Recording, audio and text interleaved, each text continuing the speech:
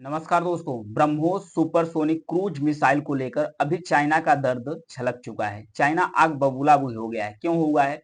दरअसल बात यह है कि आज के 2 साल पहले भारत और फिलीपींस के बीच में एक डिफेंस साइन हुई थी। वो भी 375 मिलियन डॉलर की, 375 अमेरिकी मिलियन डॉलर की डील साइन हुई थी। तो जब ये डील साइन हुई थी तो इस डील में यह हुआ था कि भारत और फिलीपींस को ब्रह्मोस मिसाइल डिलीवर करेगा। तो अभी चर्चा इसलिए हो गई है क्योंकि 19 अप्रैल को भारत अपनी पहली जो ब्रह्मोस मिसाइल है पहली खेप फिलीपींस में डिलीवर कर दिया है। तो इन्हीं सब सारे मुद्दे को लेकर चाइना का दर्द छलक गया है। तो चाइना इसमें लेकर इतना गंभीर क्यों है? क्योंकि चाइना और फिलीपींस का साउथ चाइना सी में विवाद है। इन विवाद को कारण में लेकर सर इस समय जो भारत मिसाइल डिलीवर किया है वो ऐसे समय किया है कि जब तनाव फिलीपींस और चाइना के बीच में अपने चरम पे पहुंच चुका है। यानी दोनों देशों के बीच में जो तनाव है काफी चरम पर कैसे पहुंच चुका है?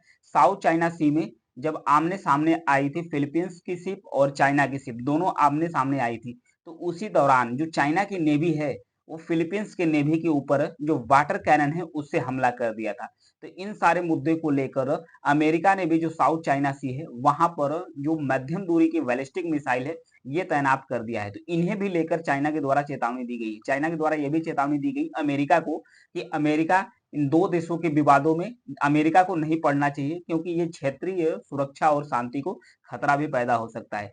दरअसल चाइना हर देशों के मुद्दे में वैसे ही कूदता रहता है। जब चाइना की बात आती है तो चाइना नियम और कानून की बात करने लगता है। तो आइए समझते हैं किस किस मुद्दे पर विवाद है। दरअसल जो तनाव है, जो स्कारबोरो शोल है, यहाँ पर देखिए यह है स्कारबोरो शोल, यह है स्प्रेटली आइलैंड्स और इसी के बीच में एक और भी थॉमस शोल है।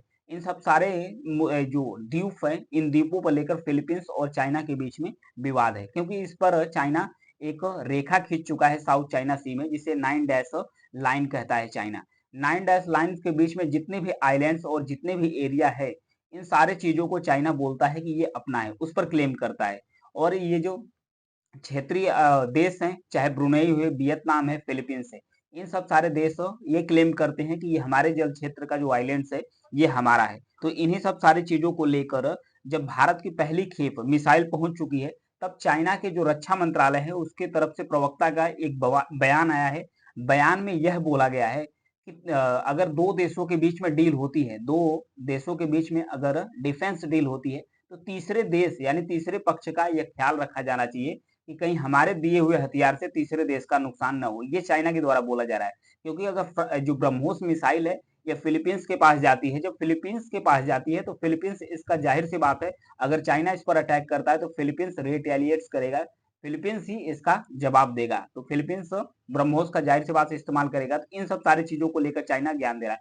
खुद तो अपनी मिसाइल पाकिस्तान को भेजता है और भी जो उसके देश है उसको भेजता रहता है, बेचता रहता है, और दूसरे देशों को चाइना ज्ञान देने लगता है। जब उसके ऊपर आ जाती है, उसके ऊपर संकट पड़ता है, ये ज्ञान देना शुरू करता है। तो इन्हीं सब सारी चीजों को लेकर जो चाइना के प्रवक्ता है उनके द्वारा बोला गया है कि ये जो मिसाइल है जो दिया गया है तीसरे पक्ष का हितों का ध्यान रखना चाहिए। साथ ही यह भी ध्यान रखा जाए कि जो क्षेत्रीय अखंडता, सुरक्षा और शांति है ये किसी तरीके से कंप्रोमाइज न हो, ये भंग न हो। ये चाइना के द्वारा स्टेटमेंट बोला गया है।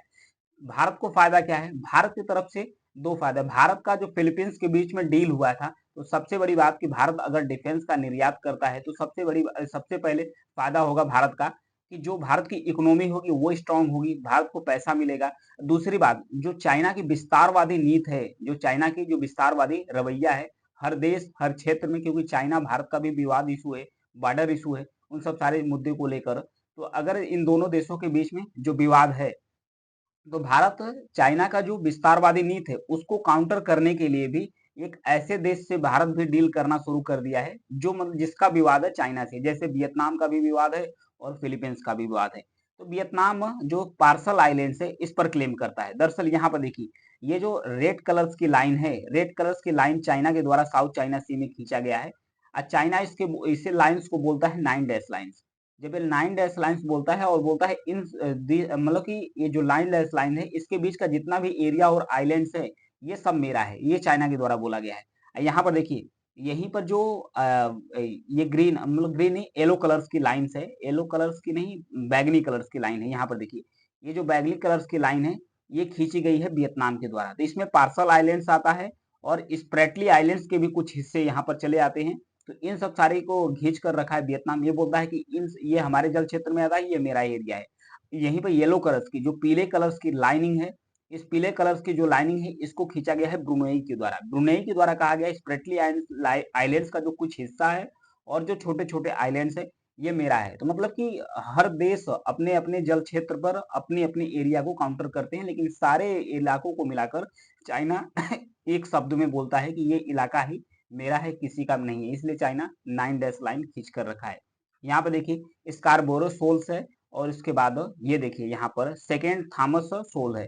सेकेंड थॉमस शोल, स्कारबोरो शोल और जो स्प्रेटली आइलैंड्स है, इन सारे चीजों को लेकर फिलीपींस और चाइना के बीच में विवाद खड़ा हुआ है।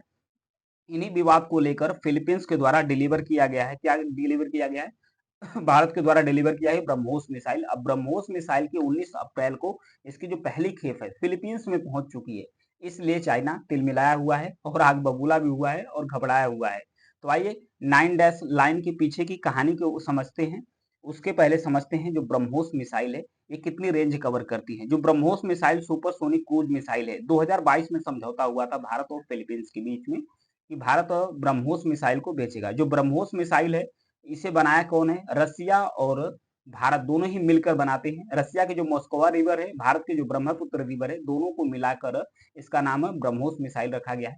जो मिसाइल फिलीपींस के पास गई है ब्रह्मोस मिसाइल, उसकी रेंज 290 किलोमीटर है। इस रेंज की मिसाइल अब जो फिलीपींस है वहां पर पहुंच चुकी है। इन्हीं सारी चीजों को लेकर चाइना तिलमिलाया हुआ है। तो आइए जो 9 डैश लाइन है इसके पीछे की कहानी समझते हैं कि चाइना किस तरीके से क्लेम करता है 9 डैश लाइन्स की। यहाँ पे देखिए रेड कलर की जो लाइन 9 डैश लाइन है। चीन का कहना है, चीन कहता है कि 2000 साल पहले, चीन बोला है कि 2000 साल पहले चीन के जो नाविक हैं और कुछ मछुआरे हैं वो साउथ चाइना सी में गए हैं।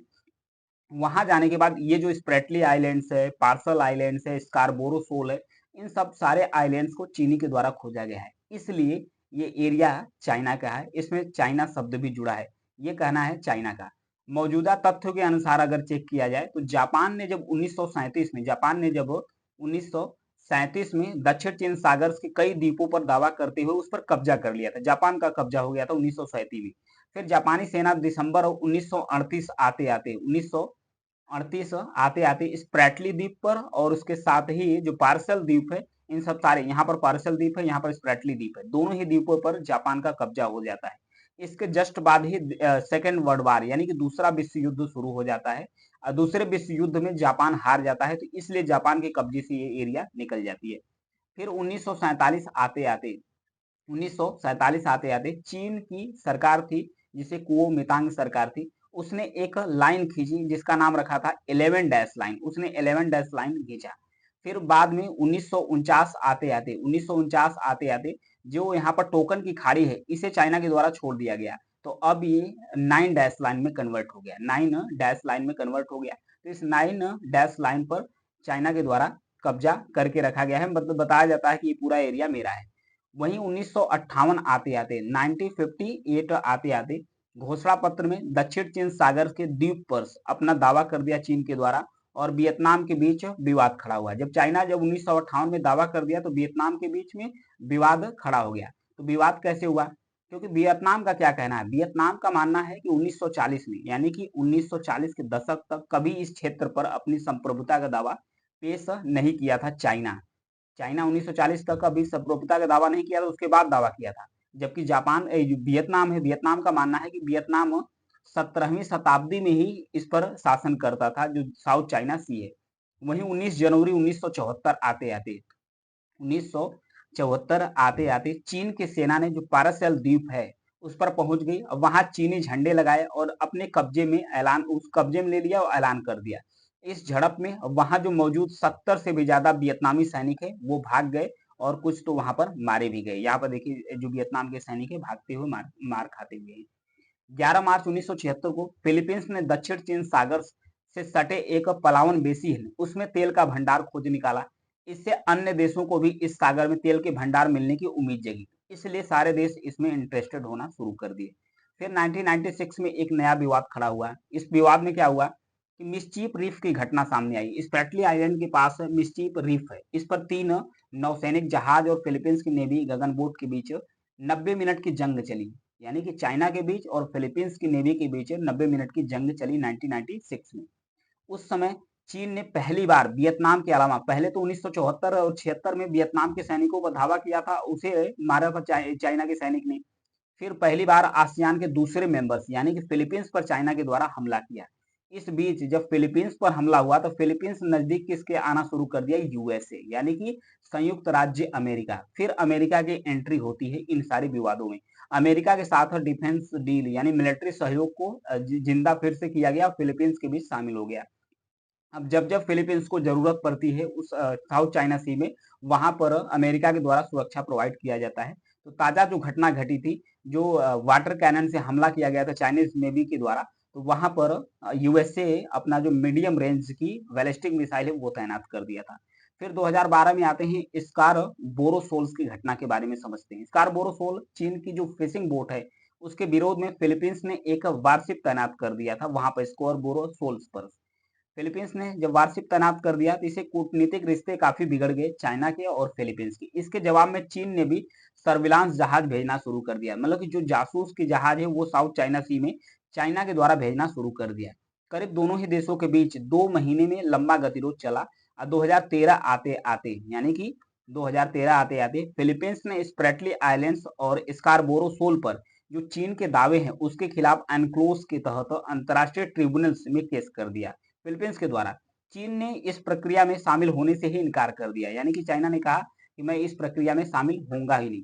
2016 आते आते ट्रिब्यूनल ने चीन के खिलाफ फैसला सुना दिया। अब फैसले के मुताबिक चीन की जो 9 डैश लाइन्स है इसका कोई आधार नहीं है, ये अंतर्राष्ट्रीय ट्रिब्यूनल के द्वारा बताया गया। कोर्ट ने दक्षिण चीन सागर में जो कृत्रिम द्वीप यानी चाइना के द्वारा जो आर्टिफिशियल द्वीप बनाए जा रहे हैं उसको भी गलत बताया, लेकिन चाइना ने इस फैसले को नहीं माना, अभी भी उस पर अपना कब्जा जमाया हुआ है चाइना।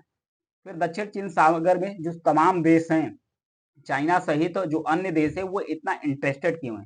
आइए समझते हैं कि जो साउथ चाइना सी है इतना इम्पोर्टेंट क्यों है। इसकी सबसे बड़ी जो वजह है वो क्रूड ऑयल यानी जो कच्चे तेल है उसका खजाना भंडार भरा हुआ है साउथ चाइना सी में। एक अनुमान के मुताबिक बताया जा रहा है, चीनी अनुमान के मुताबिक, कि कम से कम 213 अरब बैरल तेल का भंडार मौजूद है साउथ चाइना सी में। वहीं अमेरिका के वैज्ञानिकों ने करीब बताया है कि 28 अरब बैरल तक तेल का अनुमान है साउथ चाइना सी में। यूएस के एनर्जी इंफॉर्मेशन एडमिनिस्ट्रेशन के मुताबिक यहाँ बताया गया है कि लगभग 900 ट्रिलियन क्यूबिक फीट तक प्राकृतिक गैस के भंडार मौजूद हो सकते हैं। ये आंकड़ा कतर के में मौजूद जो भंडार हैं प्राकृतिक यानी कि जो नेचुरल गैस के उसके इक्वल हो सकता है साउथ चाइना सी में।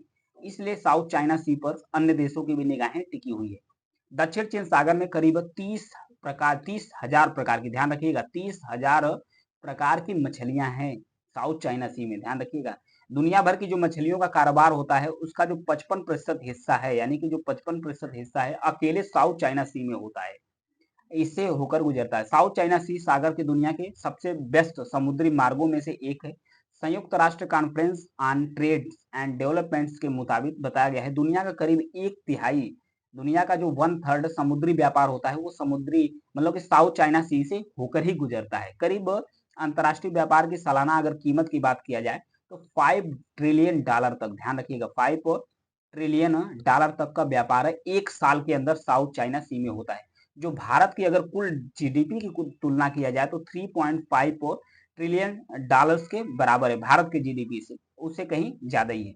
दक्षिण चीन सागर के उथले द्वीपों और डूबी हुई चट्टानों, यानी कि जब साउथ चाइना सी में चाइना कब्जा कर लिया था तो कुछ उथले आइलैंड्स भी इसमें दिख रहे थे। उथले आइलैंड्स का मतलब कि कुछ ऐसे द्वीप थे जो पानी के अंदर थे लेकिन दिखाई दे रहे थे, पानी के लेवल उसके ऊपर बहुत कम था। तो चाइना उसमें कंक्रीट पत्थर चट्टान डाल डालकर उसे बाहर उभार दिया, फिर उस आइलैंड्स को उभार कर बाहर लाया और उस पर चाइना के द्वारा 3000 फीट रनवे, हाईवे, बंदरगाह, पोर्ट और अपने जो सैन्य अड्डे हैं वो विकसित करना शुरू कर दिया। अब वहीं पर अपना अड्डा जमाना शुरू कर दिया। तीन जो चाइना के द्वारा दक्षिण चीन सागर में कच्चे तेल के बड़े बड़े टैंक जमीन के नीचे समुद्र में धंसाकर तेल के विशाल भंडार बना लिया है चाइना के द्वारा। तो चाइना अब साउथ चाइना सी पर कब्जा कर लिया है। उसके साथ चाइना सोचता है कि दक्षिण चीन सागर के द्वीपों पर मिसाइल भी तैनात करने की सोच रहा है चाइना। चीन अपनी मुख्य भूमि की तरफ आने वाले सभी भी रास्तों पर कंट्रोल करना चाहता है। चाइना सोचता है कि चाइना की तरफ जो उसके मेन लैंड की तरफ जो भी रास्ते आते हैं उस पर सारी निगरानी सारा कंट्रोल मतलब चाइना का हो। इससे भारत को भी दिक्कत है। भारत को इसलिए दिक्कत है कि क्योंकि 1/3 जो व्यापार होता है वो साउथ चाइना सी से होकर होता है। भारत का भी मैक्सिमम व्यापार साउथ चाइना सी से होकर गुजरता है। इसलिए भारत को दिक्कत है, कहीं इस रास्ते पर अगर चाइना कंट्रोल कर लेता है तो जितनी भी व्यापारिक शिप या जो भी जहाज गुजरेंगे उस पर हाई टैक्स वसूल करेगा चाइना के द्वारा और अपने शर्तों के अनुसार उन देशों को व्यापार करने देगा।